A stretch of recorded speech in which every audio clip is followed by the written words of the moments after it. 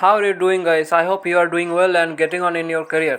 So in this video, I'm gonna talk about a particular topic that is very much important for every bloggers, every writers, or every web admin. That is on-page SEO techniques. Google has brought out a types of new algorithm update that entirely deranked all those blogs or informational blogs or sort of low authoritative or mid authoritative mid range websites. And there are many bloggers friends of mine on Telegram. So few days ago I was just chatting with them. So they were saying that our entire websites, our entire pages has got deranked and we are unable to get any traffic.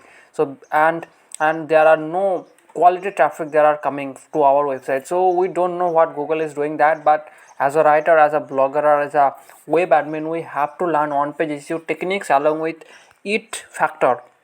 Okay, so you know about it, experience, authority, trust, all these are fundamentals that are very much needed to write proper content. So not only you have to write, but also you have to add value by being an authority person or by being an expert person in your niche or within your niche. So that's why it is very much important to master a very specific category of niche or a very certain niche, then try to share your content or experiences to help people or to satisfy people. And it always have to be a user centric content, okay, not a just a promotional content where you just want to make money or your main willing is to make money. No, it is not going to happen. If you are providing a people first content that is answering all those users question along with providing value, experience, trust, all this stuff, then your website pages will get rank. Okay, here you can see some on-page SEO checklists and techniques that I have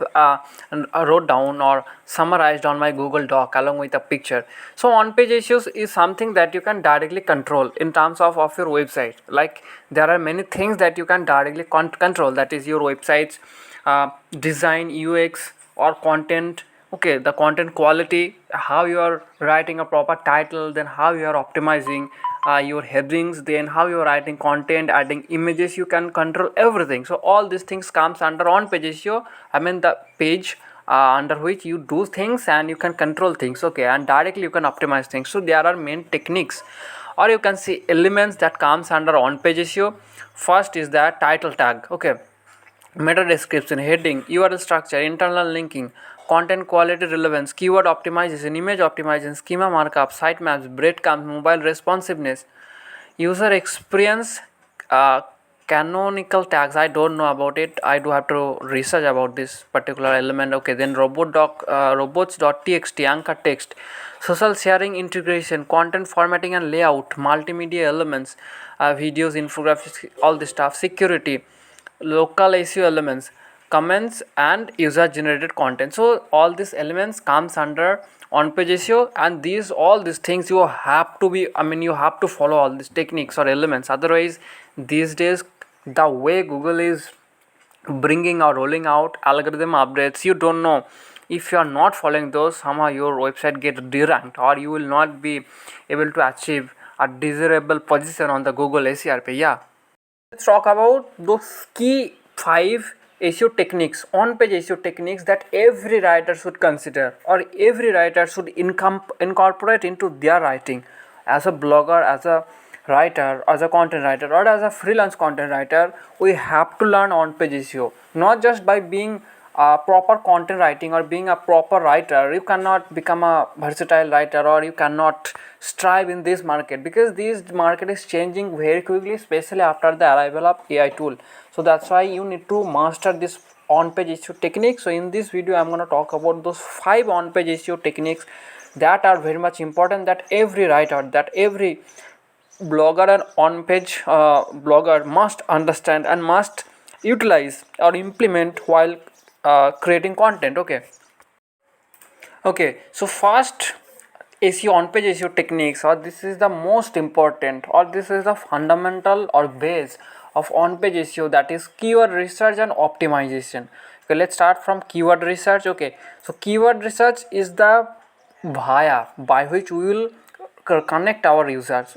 We will reach to our users. Let's say we are targeting, if we are targeting wrong sentence or wrong keywords, then we will be just getting some few organic traffic from the internet, from Google. So if you are someone who want to write lots of content and want to rank higher, then this is the first thing, because if you are able to find those keywords or keyword phrases, or let's say for simple what some was that your audience or your users are already searching on Google, you can take this traffic, you can take this organic traffic and land into your website. So that's why it is always important.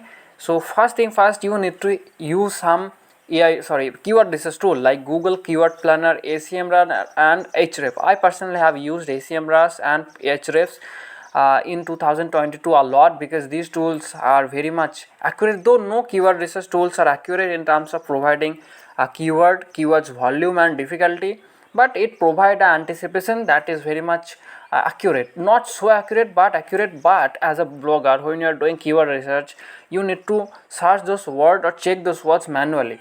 So you can, ACMRAS, Ahrefs are there, you can put those keywords on those tools and you can check the entire data, entire past history of that particular keyword along with those websites that are ranking on those keywords. Let's say if you search on Google best keyword research tool, you will get some website. So you can, if you just put that keyword on Ahrefs or on ACMRAS, you will get all the history of those websites, when these websites started ranking on Google, what are its competitor, then the keywords are what are the primary keywords, what are the secondary keywords, then LSI keywords, and you can check everything. So these keyword research tools are very much important. Then you can use it, you can you have to search those keywords on manually just to check the authenticity of those result, that you are getting from those AI tools. Then there is another thing, that is integration, or keyword optimization. You need to smoothly incorporate those keywords into your content. If you are just manipulating Google or trying to manipulating Google just to adding those keyword again and again, so that Google will feel that you have written a nice article mentioning all those words again and again, it's not gonna happen, because Google has become very smart enough these days, and it will everything, if you do it, everything will come under keyword stuffing, where you just add those keywords without providing any information, without making a people first content. You are just trying to manipulate user and Google just to with the intention to rank on Google.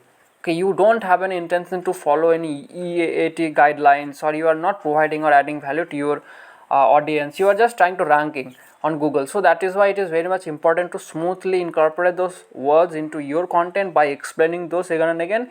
And you can use one technique, that is you can use many synonymous word. Let's say if you're writing a content around digital marketing, you can use this word online marketing or e-marketing, email marketing, affiliate marketing, or social media marketing. You can use those words and the content will go very smoothly and going very deep as well. So all in all, it will provide value, and Google will also like it, because Google always like value added content, people first content that is helping people. So that's it. So the next point is high quality content creation. This is the most important part in on-page SEO. That comes under on-page SEO. It normally you can use this code. It can break you or it can make you.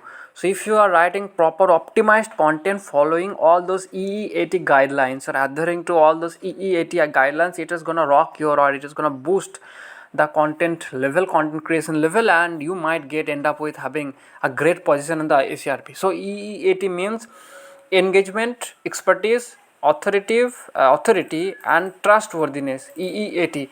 So these things are little different. People just before used to just provide some information after reading it, after researching about that particular subject. Right now you don't have to just a researcher. You have to be a proper experienced person in that particular niche. Expert. You need to be an expert. Let's say for example, I'm in this SEO for last 3 years, so I have some information, not every information or all in aspects of SEO. I don't have all this information, though still I am in the SEO field, as I possess some information about search engine optimization.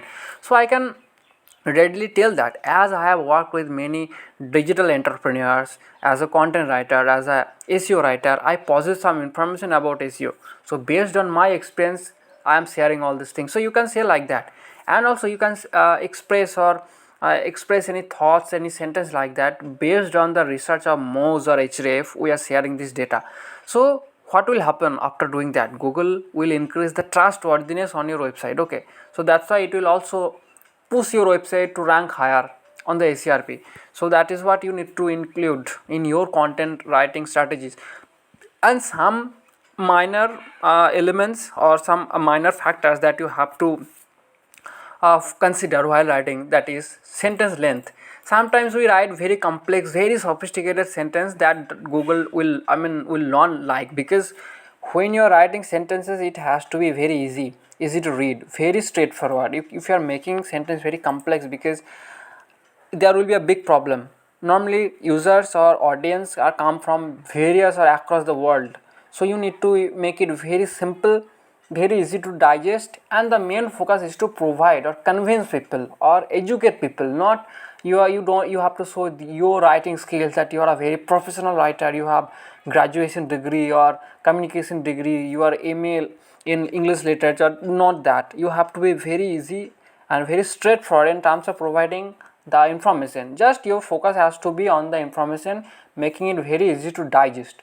So then for that you need to follow these things. Sentence length, you cannot make very lengthy sentences. Normally the sentence should conclude around 25 to 30 words, though it varies, and most of the time try to make a sentence or write a sentence that contain only 10 to 15 words. Okay, so though there is no exact guideline, but always try to keep the sentences short, not very short or not very lengthy. Try to keep it around 10 to 15 words, I would say 40% or 60% of the time, 40 to 50% of the time, and try to keep little lengthy sentences that contains 20 to 25 to 30 words 10 times or 20 times, like that. So you need to just diversify your sentence length and always try to keep it short, keep it moderate, not very lengthy, not very short. Okay, and as a writer you can learn that it is not that hard. If you are working as a writer, as a blogger, you can alter everything easily. Okay, and try to make the sentences very clear, specific, appropriate for your target audience. Don't use any technical jargon. Try to break down the complex language and try to make it very easy to consume, easy to learn or easy to comprehend. Third important techniques, that is optimizing meta tags. Okay, so meta tags are one of the most important factor that comes under on-page SEO, and mostly you can directly see or the usage of meta tags because it is a part of your HTML coding. Okay, and only 2 or 3 things that you can see, I guess. Those let me name those 3 or 4 elements. First is meta tags, meta description, meta keywords, a revision date. Okay, so only these 3 or 4 things you can see that normally comes up when any page get ranked on the Google SERP. So there are some guidelines you have to follow. First is that your title has to be very compelling and very catchy and concise as well. You cannot make a very descriptive title with 3 or 4 sentences. Not like that. The sentences will be very, let's, for example, here you can see an title example: India population 2019 demographics, maps and graphs. So these are very short, concise and compelling. It is telling everything about it, like the population, where, in which country, India, what is the year 2019, then demographics, maps, graphs. So it is saying everything, though it is concise, but it is descriptive, everything, describing everything. Okay, so and another second element, second guideline you have to follow, that is the title would be 60 characters and meta description under 160 characters to avoid transaction in search result. Okay, so you need to follow, because let's say, for example, here you can see the example of meta description. After some words you can see the 3 dot dot dot, means Google is unable to show the later words, the further words, because it has exceeded the limitation of meta description length. So you need to follow these 2 guidelines, that is the title has to be within 60 characters and the description, meta description, would be 160 characters. Now if you want to know more about meta tags, you can go on ChatGPT. Here you can see the prompt that I gave, what is meta tags, and just share everything about meta tags along with metadata. Okay, metadata. Okay, so meta description tag, meta keywords tag, then meta characters okay, sorry, I can't pronounce it properly. Cursor tag. Okay, meta v1 tag, meta robot tag. There are many. Okay, so also I asked him to explain everything easily. So these things comes under HTML. But if you want to learn about HTML, it's not that hard. But as a blogger who is a very newbie and don't have any coding experience, just install one of those plugins. There are many plugins if you are using WordPress, for example. Rank Math is there, Yoast SEO is there. Just install it, you will get every single thing without writing any coding. You will be adding everything, or you will be controlling everything in terms of meta tags. Okay, so another important aspects that comes under on-page SEO, that is internal linking and external linking. Internal linking means when you link a page to another page that also comes under that specific or that certain website, then it is called internal linking. And external linking means when you link a particular page to another page that is based on or situated on or located on in another website that is completely different, then it is called external linking. So so internal linking and both external linking plays a great role. So for example, let's say in internal linking we connect one page to another page in a similar website, so it provides lots of benefits. For example, when a user comes to or lands on your page, then if you are providing more relevant content or related content that also are posted or published on your blog, then they will definitely check those blogs, check those articles. So it will improve the user engagement, and also users will spend more time in your website. Then you can improve your website structure by using proper internal linking strategies, and by using proper or related or very relevant anchor text. And and another point is that here you have to understand, that is page authority. So as a blogger, it is very much impossible to rank all the pages in a website. So let's say if you are somehow manage to rank 30% or 20% of your blogs, then you can do internal linking of those pages that are not that haven't achieved proper ranking. So it will definitely share some link juice to those low quality authority pages, low authority pages. It will get authority from those high authority pages, so it will definitely gonna help you to rank those articles or get also indexed as well. Sometimes your pages don't get indexed by Google, so at that time if you are sharing or doing interlinking to those pages not only get indexed but also will get some traffic, so it will benefit you a lot. And and also another thing, reduce bounce rate. So if you have provided some important or relevant article, and then they are gonna also check out those articles, so that's how users will spend more time on your website. They will definitely willing to try to learn more about the content, so that's how you will decrease the bounces. So all in all, there are many benefits. And in terms of external linking, you will see, like when you are writing a content, most of the time you need to provide more information about a particular topic that you cannot write in that topic, because we normally try to write about a very specific niche or very specific data. Sometimes we provide lots of statistical information, research, and we can't provide all those things. So at that time we can in external we can implement external linking. Directly we can link those pages to supportive pages that have done a proper research about it. So it is going to also provide lots of benefits, and it will also give a proper signal, authentic signal to Google that this website is providing data or connecting website to another website that is very authentic. So like that we can make the most of this particular factor. So the last important factor that comes under on-page SEO, that is image optimization or optimized image. So normally as a writer, as a blogger, we use lots of images for sure. It's not a big thing to include images. There are many stock photos or screenshots that we can readily add to our images, but the problem is we don't optimize those images as a blogger, as a writer. We just randomly add those images and hit on a publish button, that's it. But there are some uh, rules you have to follow in order to optimize our image, and there are many benefits that you get as well from those optimized image. For example, you can rank your images through in those image search result, and you can get many traffic because people normally search many things on Google. They also search any keywords, then they can check the images, they can check the videos, many types of websites that are coming are listed in the SERP along with the images. So you can, if you are ranking your website or able to rank your website through the image result, there is a high chance that you will be getting some traffic. And as a personally, I have also ranked several images, especially those infographic, and I also have got some organic traffic through it. So it is always important. So there are some guidelines you have to follow.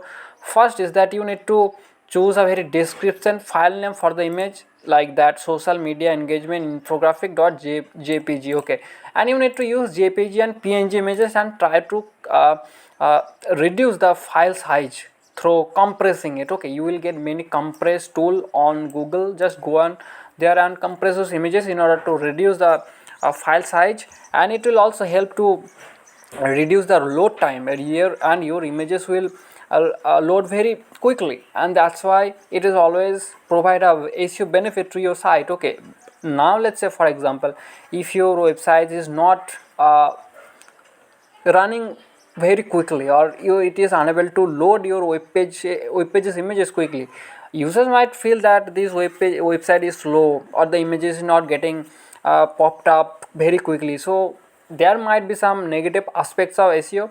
But if you are using optimized and compressed images, especially reducing it, then it is gonna provide lots of SEO benefits. So these were the 5 one of the most important on-page SEO elements that you can follow. That's for today, guys.